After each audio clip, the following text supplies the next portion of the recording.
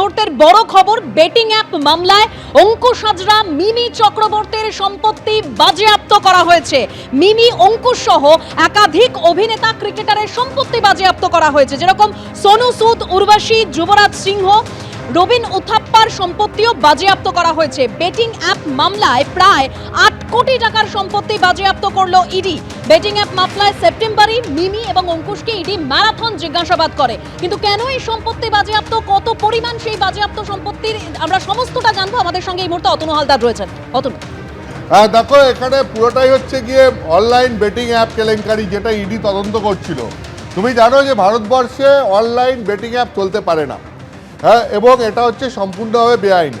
তো এখানে কি হতো, বিদেশ থেকে অনলাইন বেটিং অ্যাপ চালানো হতো এবং সেইটা এই দেশের মানুষকে প্রলোভিত করে তাদেরকে প্রতারণা করা হতো এবং সমস্ত আর্থিক লেনদেন এই দেশের টাকাতেই হতো। অর্থাৎ এই অনলাইন বেটিং অ্যাপের প্রলোভন দেখিয়ে সাধারণ মানুষের কাছ থেকে টাকা হাতিয়ে নেওয়া হতো, তাদেরকে প্রতারণা করা হতো এবং গোটা চক্রটা চলতো বিদেশে বসে, কারণ ভারতে এই ধরনের অনলাইন বেটিং অ্যাপের কোনো অনুমতি নেই এবং ভারতে এই ধরনের অনলাইন বেটিং অ্যাপের কোনো বিজ্ঞাপনও করা যায় না।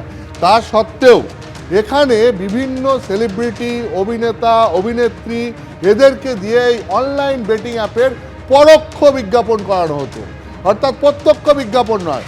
সোশ্যাল মিডিয়ায় বা বিভিন্ন মাধ্যমে এদেরকে দিয়ে পরোক্ষ বিজ্ঞাপন করানো হতো এবং সেই পরোক্ষ বিজ্ঞাপনের মাধ্যমে এই বেটিং অ্যাপের প্রচার চলতো। যে সরাসরি ওই অ্যাপের বিজ্ঞাপন হচ্ছে না, কিন্তু পরোক্ষে ওই অ্যাপেরই বিজ্ঞাপন হচ্ছে। এবং যেহেতু ভারতবর্ষে এই ধরনের বেটিং অ্যাপ নিষিদ্ধ, তাই ইডি যেটা জানাচ্ছে যে সেই কারণে এই অভিনেতা, অভিনেত্রী বা সেলিব্রিটিদের যে পেমেন্ট করা হতো, সেই পেমেন্টটাও করা হতো ঘুর পথে। অর্থাৎ এখান থেকে টাকা বিদেশে চলে গেল, বিদেশ থেকে সেই টাকা এই অভিনেতা, অভিনেত্রী, সেলিব্রিটিদের অ্যাকাউন্টে চলে আসতো এবং সেইভাবে বিদেশ থেকে ঘুরিয়ে এই টাকা পেমেন্ট করা হতো, যাতে টাকা সোর্স সম্পর্কে মানে সোর্সটা লুকিয়ে রাখা যায়। তার কারণ এই টাকার সোর্স হচ্ছে সম্পূর্ণ বেআইনি বেটিং অ্যাপের মাধ্যমে এই টাকা কালেক্ট করে সেই টাকা বিদেশে পাঠিয়ে সেই টাকা বিদেশ থেকে আবার এই যারা এই সমস্ত পরোক্ষ বিজ্ঞাপনের সঙ্গে যুক্ত থাকতেন তাদের অ্যাকাউন্টে টাকা পাঠানো হতো এবং এই পুরো লেনদেন প্রক্রিয়াটা হচ্ছে গিয়ে বেআইনি। ভারতের আইনে এটা বেআইনি। সেই কারণে ইডি একদম মানি লন্ডারিং অ্যাক্টে, মানে prevention of money laundering act, যেটা PMLA বলে 2002-এর, সেই অ্যাক্টে কেস করে পুরোটা তদন্ত করে এবং তদন্ত করে এই অভিনেতা, অভিনেত্রী, সেলিব্রিটিদের সম্পত্তি বাজেয়াপ্ত করেছে।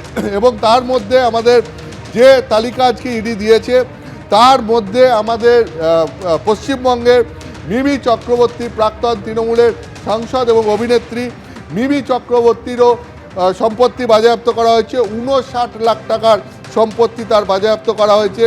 অঙ্কুশ হাজরা অভিনেতা, তার প্রায় 47 লাখ টাকা সম্পত্তি তার বাজেয়াপ্ত করা হয়েছে।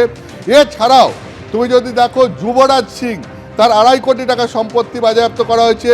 রবিন উথাপ্পা, তার 8.5 লাখ টাকার মতো সম্পত্তি বাজেয়াপ্ত করা হয়েছে। উর্বশী রাউতালা, তার 2 কোটি টাকার মতো সম্পত্তি বাজেয়াপ্ত করা হয়েছে। সোনু সুদের 1 কোটি টাকার মতো সম্পত্তি বাজেয়াপ্ত করা হয়েছে। নেহা শর্মার 1.20 লাখ টাকার মতো সম্পত্তি বাজেয়াপ্ত করা হয়েছে। এরকম করে প্রায় যেটা বলা হচ্ছে প্রায় 8 কোটি টাকার সম্পত্তি ইডি বাজেয়াপ্ত করেছে। এখন এই পুরো বিষয়টা যদি তুমি দেখো, তাহলে পরে এই পুরো সম্পত্তি কেন বাজেয়াপ্ত করা হয়েছে, তার কারণ হচ্ছে এরা পরোক্ষে যে বিজ্ঞাপন করেছেন সেই বিজ্ঞাপন তারা করতে পারেন না এবং তারা একটা বেআইনি অ্যাপের হয়ে এই বিজ্ঞাপন করেছেন এবং তাদের টাকা যে এসছে সেই টাকাও বিদেশ থেকে ঘুরপথে এসছে। এবং এটাও ইডি তদন্তকারীরা তারা প্রেস রিলিজে যেটা জানাচ্ছেন, যে পুরো ব্যাপারটা যে এরা জানতেন না তা নয়, এরা জেনে বুঝি এই বেআইনি কাজের সঙ্গে যুক্ত হয়ে পড়েছিলেন। সেই কারণে এই বেআইনি কাজের মাধ্যমে তারা যে টাকা উপায় করেছেন, অর্থ ইনকাম করেছেন, সেইটা বাজেয়াপ্ত করেছে ইডি। একদম অতনু, তুমি আমাদের সঙ্গে থাকো। অর্থাৎ অভিনেতাদের কাছে এই যে বেটিং অ্যাপের যে প্রচারের টাকা, সেই টাকাটা আসতো একেবারে বিদেশ থেকে ঘুর পথে, আর ভারতে ব্যবসার অনুমোদন ছিল না। কিন্তু এক্ষেত্রে যেটা জানা যাচ্ছে, বেটিং অ্যাপের জন্য পরোক্ষে ব্র্যান্ডিং করা হয়েছে ভারতে। তবে আমরা জানি মিমি চক্রবর্তী, অঙ্কুশ হাজরাকে এই বেটিং অ্যাপ মামলায় কিন্তু ইডি সেপ্টেম্বরে ম্যারাথন জিজ্ঞাসাবাদ করেছিল। 19শে সেপ্টেম্বর 2025 অঙ্কুশ হাজরা কি বলেছিলেন শোনাবো। এই যে বেটিং অ্যাপ, সেটার জন্য ইডির ডাক, কি হলো সেখানে, কি বললো? এমনিও অনেককেই জিজ্ঞাসাবাদ করছে যারা যারা প্রমোশনাল অ্যাক্টিভিটিসের মধ্যে ছিল। ভেরি বেসিক ডকুমেন্টস যেগুলো ওরা জানতে চায় সেগুলোই জাস্ট হ্যান্ড ওভার করে দেওয়া, and that's it. And very basic কিছু কিছু কোয়েশ্চেন্স, যা পেপার্স চেয়েছে বা যাবতীয় ওরা যেটা মনে হয়েছে সঠিক পেপার্স, তো সেগুলোই জমা দেওয়া, এইটুকুই। ইডি সূত্রে একাধিক তথ্য সামনে আসছে। তবে এরপর ইডির তরফে ঠিক কি সতর্কবার্তা জারি করা হয়েছে, আমি এ নিয়ে কথা বলবো অতনুর সঙ্গে। অতনু, দেখো, ইডির পক্ষ থেকে যেটা বলা হচ্ছে যে এই ধরনের বেটিং অ্যাপ সেটা ভারতবর্ষে নিষিদ্ধ, ফলে কেউ যেন এই ধরনের বেটিং অ্যাপের সাথে যুক্ত হয়ে না পড়ে। এবং কোথাও যদি দেখা যায় যে এই ধরনের বেটিং অ্যাপ চলছে, তাহলে ইডির যেটা বক্তব্য যে তারা যেন সঙ্গে সঙ্গে কারোর নজরে এলে ল এনফোর্সমেন্ট এজেন্সি, যেখানে যে ল এনফোর্সমেন্ট এজেন্সি রয়েছে তাদের যেন নজরে নিয়ে আসা হয়, বা সরাসরি ইডির নজরেও নিয়ে আসা যেতে পারে। তার কারণ এই ধরনের বেটিং অ্যাপ সেটা দেশের অর্থনীতির পক্ষে ক্ষতিকর এবং আমাদের দেশে এটা বেআইনি। ফলে যারা এই ধরনের বেটিং অ্যাপ চালিয়ে দেশের মানুষকে প্রতারণা করছেন, তাদেরকে আটকানোর জন্য এই ধরনের কোনো কিছু নজরে এলেই ল এনফোর্সমেন্ট এজেন্সি বা ইডিকে জানানোর জন্য ইডির আবেদন রয়েছে। এবং ইডি এটা সাধারণ মানুষের জ্ঞাতার্থে যেটা জানাতে চাইছে যে এই ধরনের বেটিং অ্যাপ ভারতবর্ষে সম্পূর্ণ নিষিদ্ধ। ফলে এই ধরনের বেটিং অ্যাপের কার্যকলাপের সঙ্গে যুক্ত হয়ে পড়াটা অ্যাভয়েড করা উচিত। এবং শুধু তাই নয়, যারা এই ধরনের বেটিং অ্যাপের হয়ে পরোক্ষ বিজ্ঞাপন করেন তাদের ক্ষেত্রেও ইডির সতর্কবার্তা রয়েছে যে এই ধরনের বেটিং অ্যাপের বিজ্ঞাপনের সঙ্গে যেন সেলিব্রিটিরা বা অভিনেতা অভিনেত্রীরা জড়িয়ে না পড়েন। তার কারণ এর সঙ্গে জড়িয়ে পড়াটা বেআইনি, এদের সঙ্গে আর্থিক লেনদেনে যুক্ত হওয়াটাও বেআইনি।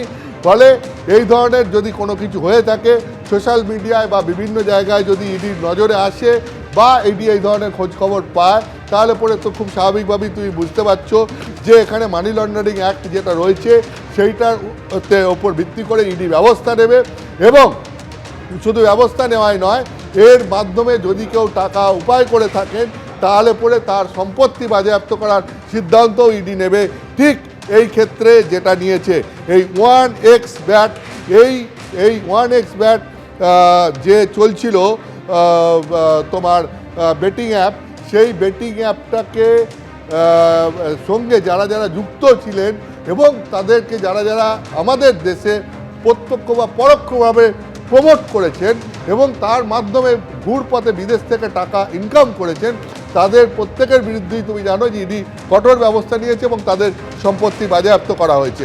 ফলে ভবিষ্যতেও যদি এই ধরনের কোনো কিছু নজরে আসে তাহলে পরে একই ব্যবস্থা নেওয়া হবে বলেও ইডি সতর্কবার্তা দিয়েছে। একদম, ইডির তরফে সতর্কবার্তা জারি করা হয়েছে, যদি ভবিষ্যতে এরকম কিছু নজরে আসে তাহলে একই ব্যবস্থা নেওয়া হবে। আর ঠিক যেরকম আপনাদের বলছিলাম যে সেপ্টেম্বরেই অঙ্কুশ হাজরা মিমি চক্রবর্তীকে ম্যারাথন জিজ্ঞাসাবাদ করে ইডি। 19শে সেপ্টেম্বর 2025 অঙ্কুশ হাজরা কি বলেছিলেন শোনাবো। এই যে বেটিং অ্যাপ, সেটার জন্য ইডির ডাক, কি হলো সেখানে, কি বললো? এমনিও অনেককেই জিজ্ঞাসাবাদ করছে যারা যারা প্রমোশনাল অ্যাক্টিভিটিসের মধ্যে ছিল।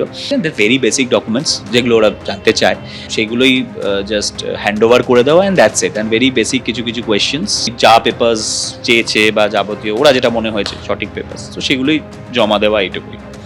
এবিপি আনন্দ, এগিয়ে থাকে, এগিয়ে রাখে।